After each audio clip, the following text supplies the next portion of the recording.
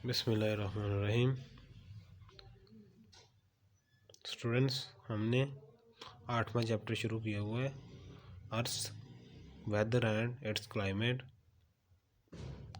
Tropical zone से आज हमने शुरू करना है। ऊपर तक हमने सारा पढ़ लिया था कि ज़मीन को उसके मौसम के लिहाज से 3 हिस्सों में, 3 पार्ट्स में तकसीम किया गया है। ट्रॉपिकल जोन, टेम्परेट जोन और पोलर जोन। 3 ये जोन बनाए गए हैं ज़मीन के। Tropical zone consist of the region located around the equator. Here the sun rays fall vertically. जो ट्रॉपिकल जोन है ये किस चीज़ पर मुश्तमिल है? ये वो इलाका है जो इक्वेटर, जो ज़मीन के दरमियान से एक लाइन गुजरती है उसे इक्वेटर कहते हैं। जो इसके साथ साथ इलाका है इक्वेटर के उस साइड के साथ भी, ये जो लाल कलर की, रेड कलर की लाइन बनी हुई है ये इक्वेटर है। और जो इसके साथ एक डार्क ब्लू इलाका दिखाया गया है, डार्क ब्लू रीजन, ये इक्वेटर के साथ इस तरफ भी और इस तरफ भी, दरमियान में इक्वेटर है, दूसरी तरफ भी और इस तरफ भी, ये दोनों रीजन ट्रॉपिकल जोन है। That is why the climate of this zone is hot. सूरज की जो रेज़ हैं, सूरज की जो शुआएँ हैं, ये इस रीजन पर वर्टिकली यानी सीधी पड़ती हैं, इसीलिए ये जो रीजन है ये गर्म है। इक्वेटर के करीब उस तरफ भी और इस तरफ भी ये सारा जो डार्क ब्लू जो दिखाया गया है ये जोन, ये हॉट है सारा, यहाँ पर गर्मी ज़्यादा होती है। दूसरा जोन है temperate zone. Temperate zone is located between tropical and polar zone. Temperate जो जोन है ये ट्रॉपिकल और पोलर जोन के दरमियान वाला जोन है। Here the sun rays fall in slanting position, यहाँ पर सूरज की छुआएं तिरछी पड़ती हैं। The climate of this zone is mild और मॉडरेट। यहाँ का जो मौसम है ये दरमियाना सा होता है, ना ज़्यादा ठंड ना ज़्यादा गर्मी। Polar zone, polar zone, this zone covers the north pole and the south pole. ये नॉर्थ ज़मीन का पोल और साउथ पोल ये पोलर जोन कहलाते हैं। And the region near them, और इनके करीब करीब के जो इलाके हैं वो पोलर जोन में आते हैं। The sun rays are more slanting, यहाँ पर सूरज की छुआएं और ज़्यादा तिरछी पड़ती हैं। This is why the climate in this zone is the coldest on earth. इसी वजह से ही ज़मीन के ऊपर सबसे ज़्यादा जो ठंडा इलाका है ये पोलर जोन ही है। नॉर्थ पोल और साउथ पोल ये ऊपर की तरफ, और ये जो नीचे लाइट ब्लू दिखाए गए हैं रीजन, ये पोलर जोन्स हैं। और ये दोनों पोलर जोन ये सबसे ठंडे इलाके हैं दुनिया पर। ये डू यू नो हमने कवर करना था box. The hottest temperature in Pakistan was 53.5 degree centigrade in Mohenjodaro in Sindh. कि पाकिस्तान में जो सबसे ज़्यादा दर्जा हरारत मापा गया है वो 53.5 53.5 डिग्री सेंटीग्रेड मापा गया है मोहनजोदड़ो में, जो कि सिंध में वाक़ है, जो एक कदीम जगह है। ये 26 मई 2010 को ये टेम्परेचर था। और तुर्बत बलूचिस्तान में 28 मई 2017 को यही टेम्परेचर दोबारा मापा गया, वो बलूचिस्तान में था। Do you know the equator is an imaginary line that divides the earth into 2 equal parts. Equator, जैसे हमने पहले बात के लिए कि ये एक ख्याली लाइन ही है जो ज़मीन को जिसकी मदद से हमने ज़मीन को 2 हिस्सों में तकसीम किया हुआ है।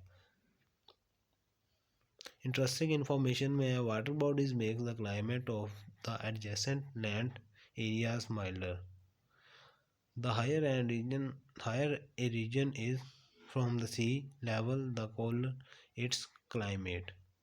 कि जो खित्ता सतह समुद्र से ज़्यादा ऊंचा होगा और उसका जो टेम्परेचर होगा वो भी कम होगा, यानी वहाँ पर ठंड होगी।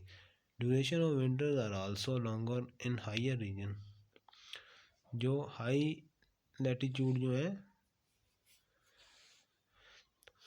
वहाँ पर जो ऊंचे इलाके हैं, जैसा कि हमारा मरी का इलाका ऊंचा है, सवात का गान का, वहाँ पर विंटर यानी मौसम सरमा की जो ड्यूरेशन है वो ज़्यादा लंबा है, मौसम सरमा ज़्यादा लंबा है। Do you know the lowest temperature recorded in A city area in Pakistan was 18 degree centigrade in Quetta on -18 degree centigrade in Quetta on January 8 1970। 8 जनवरी 1970 को पाकिस्तान में सबसे कम टेम्परेचर -18 डिग्री सेंटीग्रेड मापा गया कोयटा में, where as it was -51 degree centigrade at the K2 peak. और यही temperature K2 जो दुनिया की सबसे बड़ी पहाड़ी से दूसरे नंबर पर, यानी कि सबसे बड़ी पहाड़ियों में जो दूसरे नंबर पर पहाड़ी आती है पाकिस्तान में वाक़या है K2 की पहाड़ी, वहाँ पर यही टेम्परेचर उसी दिन -51 डिग्री सेंटीग्रेड मापा गया था। Global change in climate. The heat smoke and gases released from the factories, vehicles and other human activity not only pollute our environment but also cause an increase in the average temperature of the earth। जो smoke है, जो gases हैं और जो कह सकते हैं कि तपश है जो फैक्ट्रियों से, गाड़ियों से या इंसानी दूसरी सरगर्मियों से पैदा होती है, वो हमारे सिर्फ माहौल को ही आलूदा नहीं करती बल्कि इसने एक और काम किया है कि ज़मीन का टेम्परेचर बढ़ा दिया है। It is called global warming. इसे हम ग्लोबल वार्मिंग कहते हैं। Global warming is very harmful for climate and life on land and in water. Global warming जो है ये नुकसानदायक है ज़िंदगी के लिए, जो ज़िंदगी ज़मीन पर है और जो ज़िंदगी पानी में है, दोनों के लिए नुकसानदायक है। Activity 8.2 identify the climate dry mild desert and snow in the following picture. जो ये नीचे 4 पिक्चर दी हुई हैं, इसमें आपने देखना है कि कहाँ पर जो ड्राई कंडीशंस हैं, कहाँ पर डेजर्ट है, कहाँ पर स्नो फॉलिंग है और कहाँ पर माइल्ड कंडीशन है। तो ये जो आप देख रहे हैं माइल्ड ये है जहाँ पर फूल निकले हुए हैं, यानी कि दरमियाना मौसम। ये नीचे इसके डेजर्ट दिखाया गया है, इसके ऊपर माइल्ड कंडीशन है, इसके साथ जो है ये जहाँ पर पहाड़ से दिखाई दे रहे हैं ये है स्नो वाला एरिया, और जो ड्राई कंडीशन है ये इससे नीचे है जहाँ पर मिट्टी की लेयर ऊपर को उखड़ी हुई है। ड्राई सारा माहौल है। यहाँ तक हमारा ये चैप्टर कंप्लीट हो चुका है। आगे इसके की पॉइंट्स हैं। The temporary change in the condition of an environment is called weather.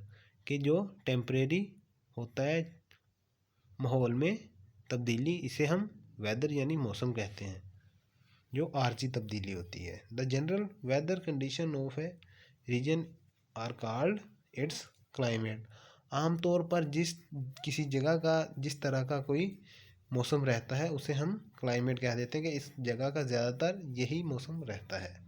जो लॉन्ग लास्टिंग मौसम होता है उसे हम क्लाइमेट कहते हैं। Weather condition and climate affect the natural ecosystem. मौसमियाती जो हालात हैं या क्लाइमेट के जो कैफियत होती है या मौसम की जो कैफियत होती है ये नेचुरल इकोसिस्टम को उस पर असरअंदाज होती है। Many factor affect the weather and climate.